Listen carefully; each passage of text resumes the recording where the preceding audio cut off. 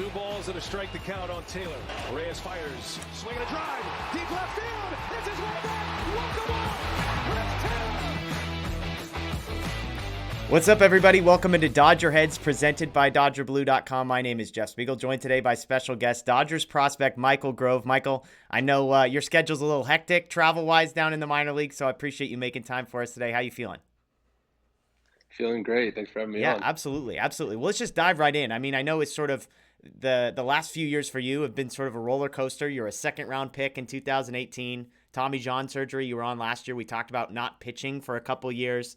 First couple years in the minors, I would imagine didn't include the results that you were sort of hoping for. And yet this winter, the organization decides to protect you. They add you to the 40-man roster. So I'd love just to start there. What was that moment like when you found out you were being added to the 40-man roster and kind of what that meant for you? Yeah, it was awesome. That was late fall. And like you said, I had a roller coaster of a season for sure. And started off, I felt like I was the worst pitcher that's ever lived.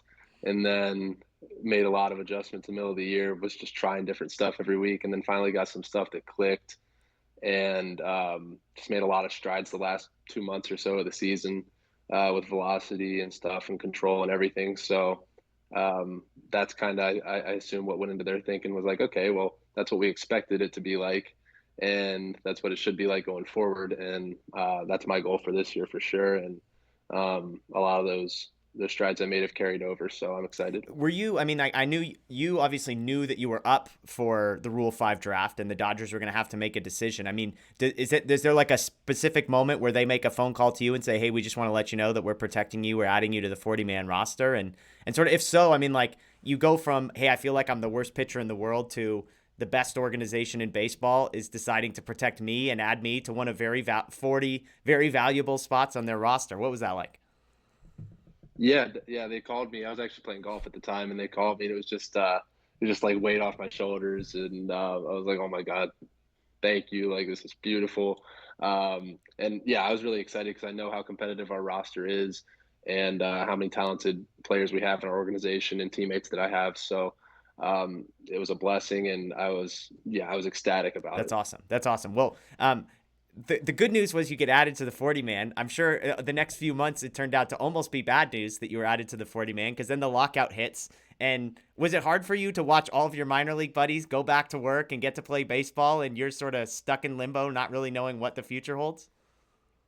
Yeah, it was brutal because those are the guys that I talk to mostly, and so they're all out there in February, and I'm sitting in Tampa, and I'm like, yeah, well, I could very easily roll into AA or AAA or wherever in July and be like, "What's up, guys?" And so I didn't have a ton of insight into how long it was going to last. You'd hear different stuff every week, and I'd never been through anything like that before. So it was, like you said, just stuck in limbo. And luckily, I had a good group of guys to train with, but yeah, it was really weird. Were you training with like other guys on the 40-man roster? Like what is, because again, most people are thinking of the major league guys who have signed huge contracts and sort of, I shouldn't say that. A lot of those guys have not signed huge contracts, but they're thinking of major league guys. They're not thinking about the guy in AA who's on a 40-man roster and stuck. So what did training look like for you?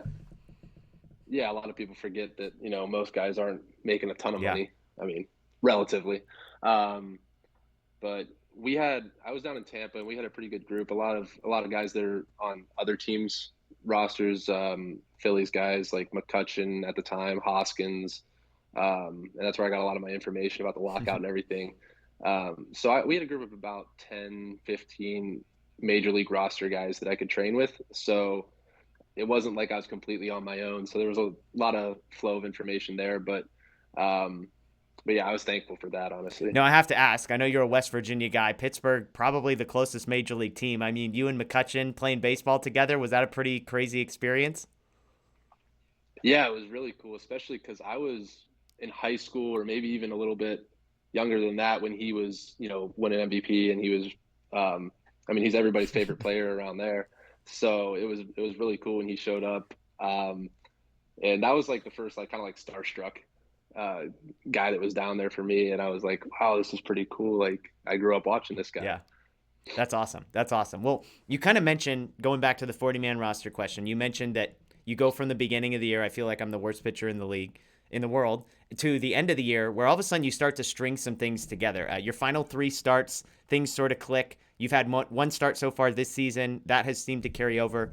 Over that stretch, an ERA of 2.30, a whip of like 0.7, strikeout to walk ratio of 8.5 to 1.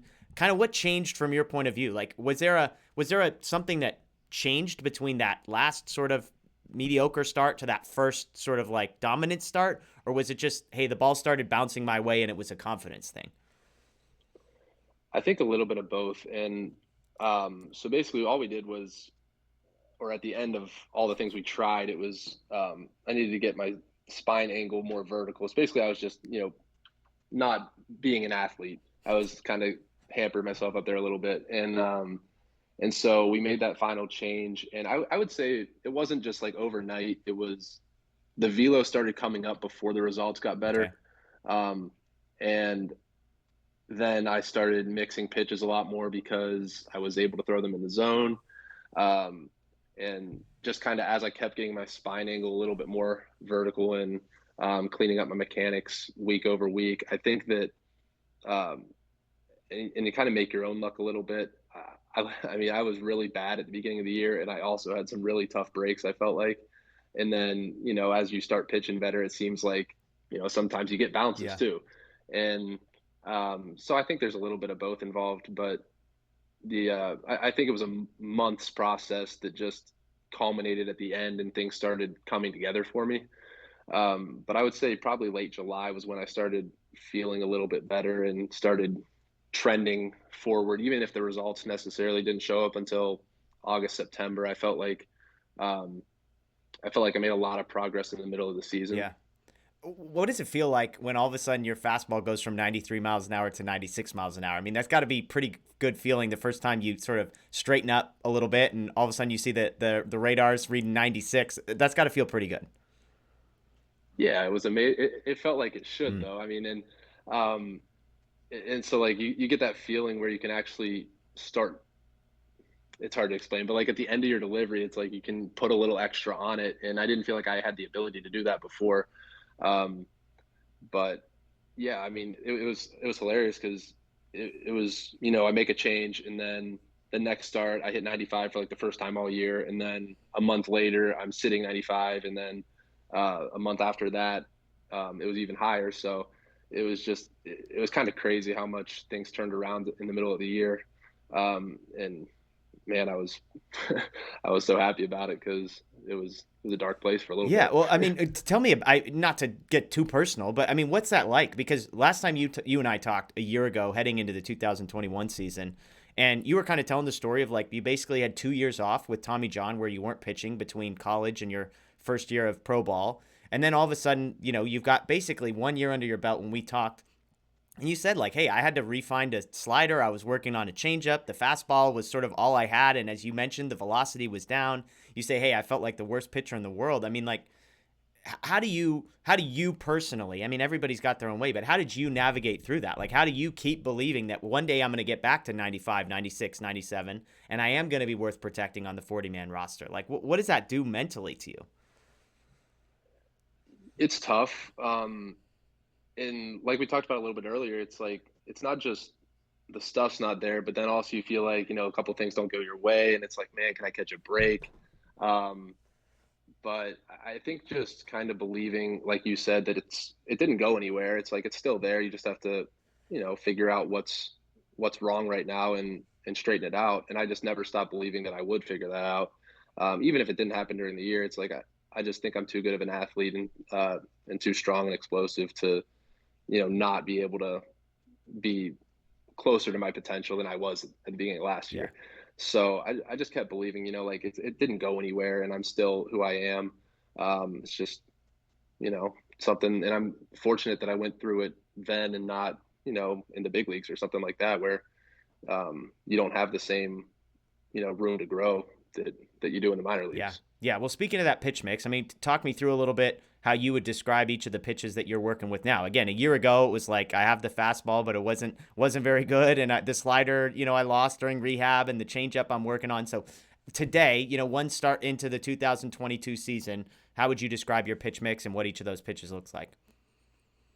My fastball has held most of the velocity, and it's still April, but I'd like to take it up a little bit. Um, but fastball is pretty good right now. I have a really good curveball right now. Um, I'm actually kind of working on throwing a power version of the curveball as well for more of a two-strike pitch, which I'll probably break out on Wednesday. Spoiler alert. Um, but the slider is good. I can throw it in the zone, better against righties. Changeup, I didn't throw any my first start. I'm still kind of learning where everything fits in because I kind of went from a two-pitch guy to a four-pitch guy almost in a Wow. month, and so I have to kind of just um, figure out how everything plays and the combinations, and yeah, just trial and error kind of. Yeah, I mean, on that front, to somebody who's watching and saying, okay, so you have a curveball, a power curveball, and a slider. You kind of hinted. It sounds like you throw curveballs and sliders to different sides of the plate. Like, how would you differentiate why the need for three different pitches like that? Um, so my fastball at the top of the zone plays really well, and then I have a really big 12-6 curveball. So the curveball to be a strike has to start well above the zone, and then the fastball starts in the zone, obviously, to be a strike. So those pitches don't look the same out of my Got hand it. necessarily. So I wanted to bring a version of the curveball because it is such a dynamic pitch. I wanted to bring a harder version of the curveball that starts on the same line as my fastball and then just dives down. So that's kind of was the thought process behind that. And then the slider is probably better to righties because it just kind of runs them out of barrel off the left side of the plate. It's gonna be weak contact, but to lefties it's not quite as good because maybe it stays in their wheelhouse a little too long, and you really have to put it in a good spot. So I think the power curve is going to be a weapon against lefties just to get under their Love barrel. it. Love it. Awesome. Well, hey, now that things are clicking, kind of a question I asked you a year ago that I want to ask again. Like, you're on the 40-man roster. I assume that was a check on sort of the list of goals that you have for yourself. How do you feel about this season? I mean, you're 25, but you're in Double A. There's a obviously it's a crowded organization. You're on the 40-man roster though, which is something that a lot of guys can't necessarily say about themselves. So, what's your plan for 2022? Are you looking at like, hey, I want to get up to AAA and sort of fine tune this four pitch mix that I've got, maybe figure out the changeup, or are you thinking like, hey, I can contribute at the major league level this year? Yeah, I mean, I think I just want to pretty much focus on being as good at what I do as I possibly can, and I think that if I get to that point, that I can contribute at the major league level. But like you said, I mean, we have a ton of guys who are really, really good, and it's gonna be a tough roster to crack. But my personal goal was at the beginning of the year was I know at the beginning of the year it's gonna be tough to get up there, but I want to be pitching well enough that I'm considered for the playoff roster at the end, and that's kind of my goal right now is you know get as good as possible as you can with what I do and see what works for me, like I said, and see what combinations get people out, and then roll with it and see what happens and see how good I can be. Yeah, Um, yeah. I want to circle back to the competition. That'll be the last question I ask, but one quick one before. I mean, a lot of guys in your position, the way they get up to the major leagues would be sort of in a relief pitcher role. Is that something that you would be comfortable with, kind of in a year like this, where hey, maybe they don't need a starting pitcher, but you can add something to the bullpen? Is that something you feel like you could do? Yeah, definitely. And I think that spring training is kind of fun for that because you get to get experience coming out of the pen. You're usually not starting as a non 25 man roster Yeah. guy. Um, so I got some experience doing that. I know that during the year we'll have to come out of the bullpen in some sort of role just because we do have to be prepared to do that if need be. So really, however they need to use me, if I can get up there, I'm fine with it. Love it. Okay, last question. I said you mentioned. I mean, there's different organizations and different life cycles as far as their farm system. The Dodgers, as everybody knows, one of the better farm systems in baseball. And for better or for worse, for a guy like you, the pitching side is, it seems like, where a lot of their depth is. They've got guys like Bobby Miller, Ryan Pepio, Clayton Beater, a teammate of yours, yourself, a number of guys like that. So I'm curious, from your perspective, the pros and cons. I mean, I get it, like it's a competition and it's healthy and player development and everyone gets better. But I imagine on the flip side, there's got to be part of it that's tough when it's like, hey, I might be up in a lot of different organizations, but because I'm in the Dodgers, it makes it a little more challenging. What's that like for you just to process through on a personal level? Um, so I think that the positive is that, like you said, we have a lot of really talented players in Double Yeah, A, and like our Double A rotation's yeah, insane. And then same thing with Triple A. I think there's only two pitchers up there that don't have showtime. Um, so I think that you can learn a lot from each other, and you can really push each other, and pick each other's brains because everybody's got the potential to be legitimate starting pitchers in the major leagues. I think that's the pro side of it, and then the con, obviously, you'd like to have more of a straight line, yeah, I guess, to get to the show. And you see guys you competed against in the past couple of years that are making their teams out of camp, and you're just like, man, like we don't even have a yeah. chance. Um, but I honestly think in the long run that it's good for everybody, and that I think the development is, you know, light years ahead of a lot of places, just because you do have Yeah. to be really, really good to get there. And then if you do crack the roster with LA, you can play pretty much Yeah. anywhere. Yeah, I imagine like watching a guy like Andrew Heaney who, was a prospect and sort of rose through the ranks in a different organization and I don't know, maybe too fast, maybe not too fast, but here he is sort of a few years into his career and the Dodgers as an organization are trying to rehabilitate sort of the way he pitches and stuff. I imagine that for somebody like yourself to watch a guy like that come into the organization and improve, it makes you feel better about, hey, yes, I'm not in the major leagues today like I would be in, I won't name a handful of organizations, but in a handful of organizations. And yet, that, like you said, when I get to the majors, I'm going to be the best version of myself. And there's going to be other teams that are going to be options down the road if there isn't room in Los Angeles. I will at least be the best pitcher that I possibly can be. So that's got to be a good feeling, I would imagine, for a guy like yourself. Yeah, it definitely is.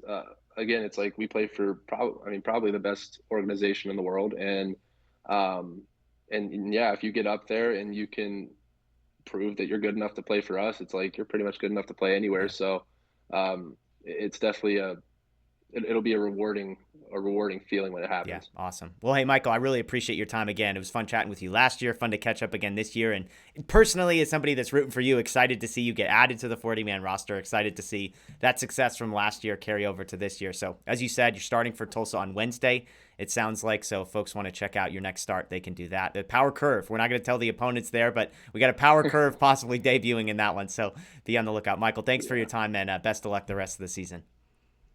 yeah. Thank you. I appreciate that.